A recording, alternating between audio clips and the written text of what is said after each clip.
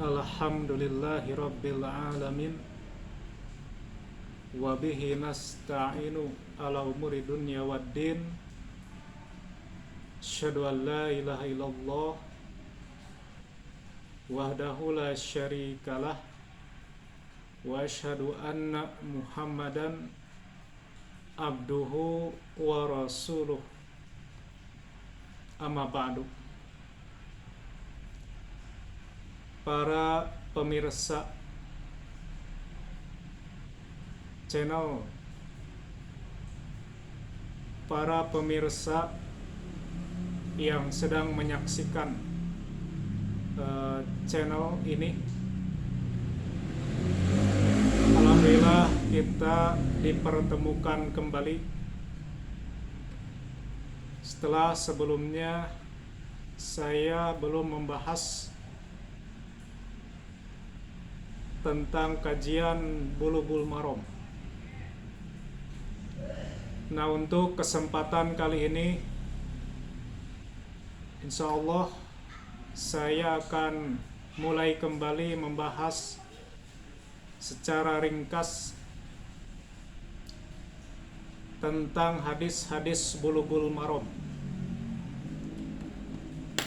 Sebelumnya saya sudah membahas 3 hadis,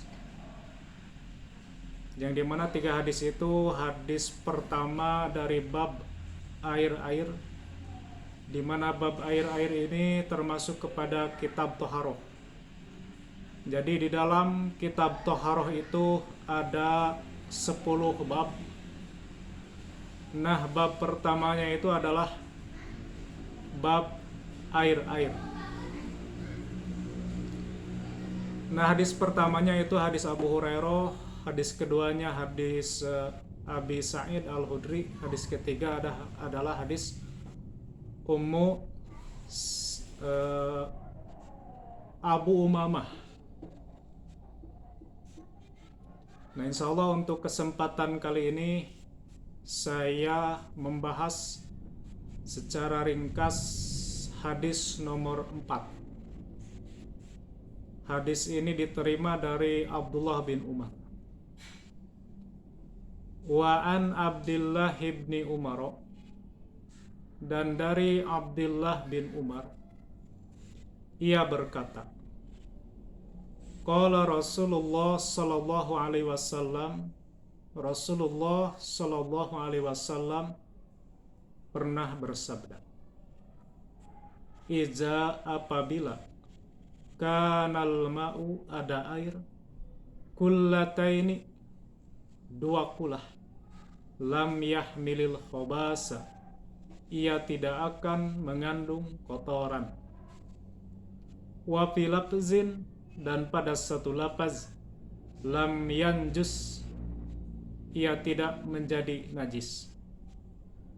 Akhrajahul arba'atu, hadis ini dikeluarkan oleh Imam yang 4, wassahahahu Ibnu Huzaimah, dan disahihkan dia oleh Ibnu Huzaimah, wal Hakim, dan Hakim, wa Ibnu Hibban, dan Ibnu Hibban. Demikian hadis nomor 4. Nah, selanjutnya kita bahas tentang derajat hadis atau status hadis.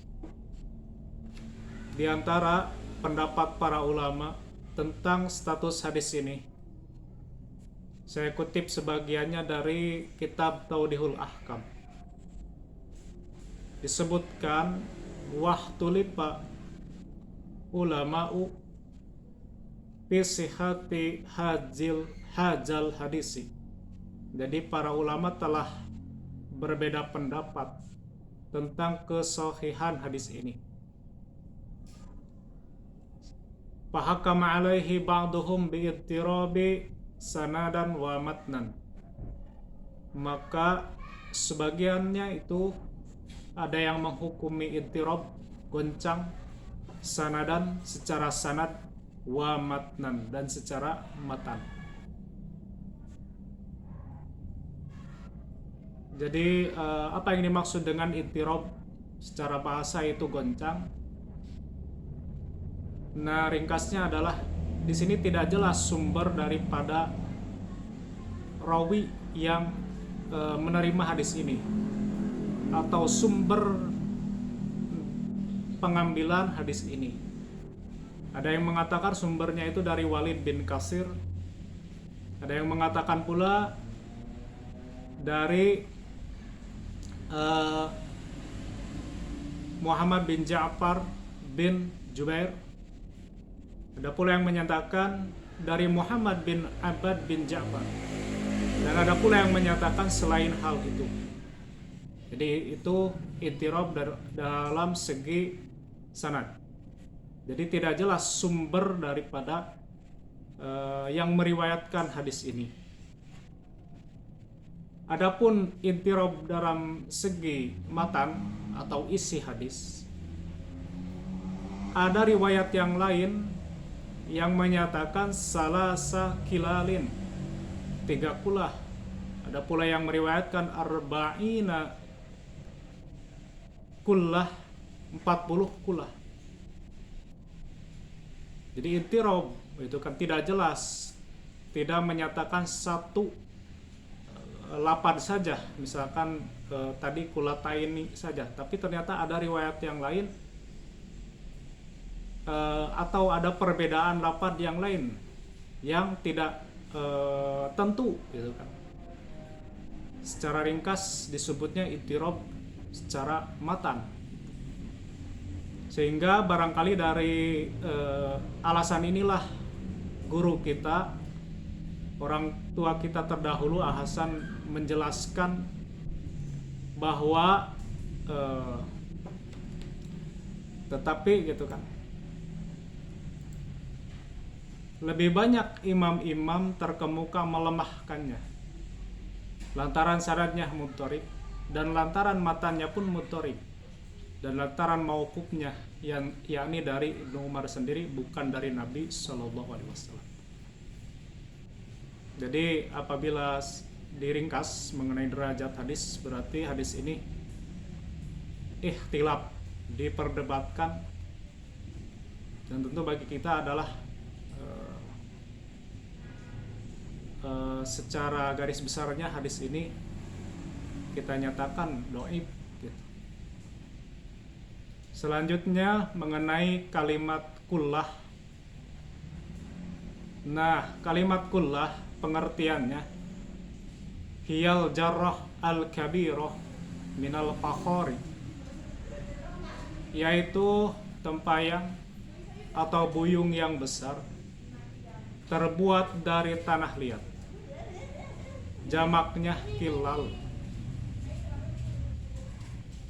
Kulatain itu adalah khomsa mi'atu ritli irokin.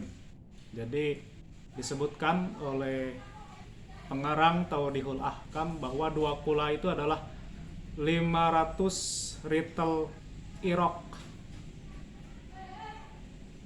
Waritlu irokiyu tis'una mithqalan wabil tis'una mithqalan. Sedangkan 1 ritel irok itu adalah 90 mithqal. Wabiso, dan apabila diukur dengan so itu 93,75 so. Kama rajah zalika Syekhul Islam Ibnu Taimiyah fi Syarhil Umdah. Demikianlah yang dijelaskan hal itu oleh Syekh Islam Ibnu Taimiyah di dalam Syarah Al-Umdah.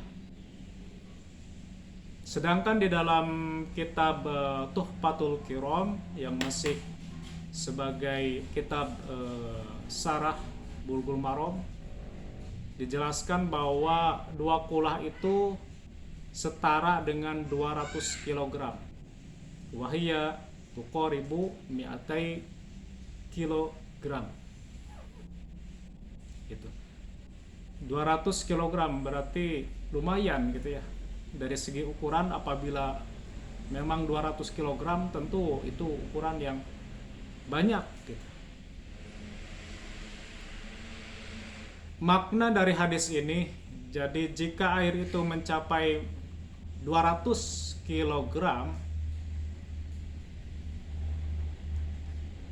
maka tidak dapat dinajiskan gitu oleh sesuatu apapun. Nah, itu kan pemahaman secara mantuknya gitu. Selama gitu kan tidak berubah dari 3 sifat, baik berubah baunya, rasanya, warnanya. Jadi ada 3 sifat gitu ya. Jadi itu secara mantuk. Berarti mafhumnya adalah apabila air yang 2 kulah itu tercampur oleh najis, kencing atau tai manusia gitu kan, dan berubah rasa, warna, dan baunya, tentu itu menjadi najis. Itu maksud pemahaman daripada hadis tersebut.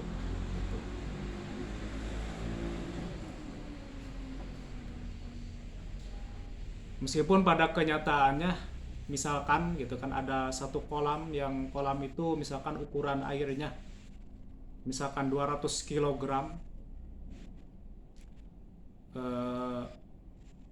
kemudian di sana ada orang yang kencing, kemudian orang yang buang berak di sana gitu kan, tentu pada kenyataannya kita pun menjauhi dari tempat tersebut atau tidak mau menggunakan airnya sebagai alat untuk bersuci, wudhu, mandi, atau bersuci untuk hal-hal yang lainnya.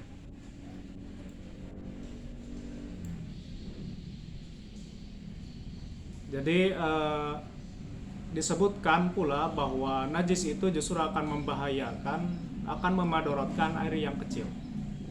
Jadi ada yang membatasi bahwa air yang kecil, yang sedikit gitu, itu di bawah daripada 2 kulah tersebut. Berarti yang di atas dari 2 kulah itu fikihnya tidak akan memadorotkannya air itu selama tidak berubah bau, rasa, dan warnanya.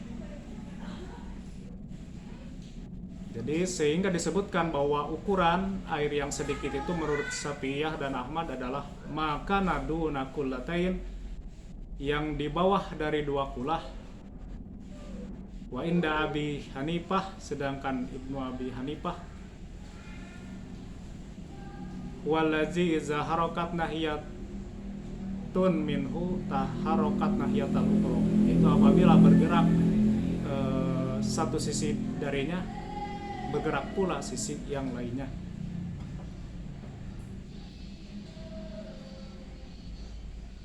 Jadi pada intinya tadi sudah dijelaskan bahwa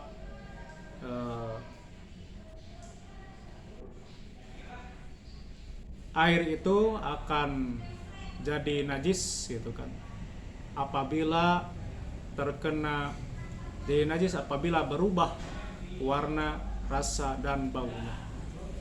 Barangkali demikian ringkasan dari hadis nomor 4 yang begitu sangat ringkas sekali.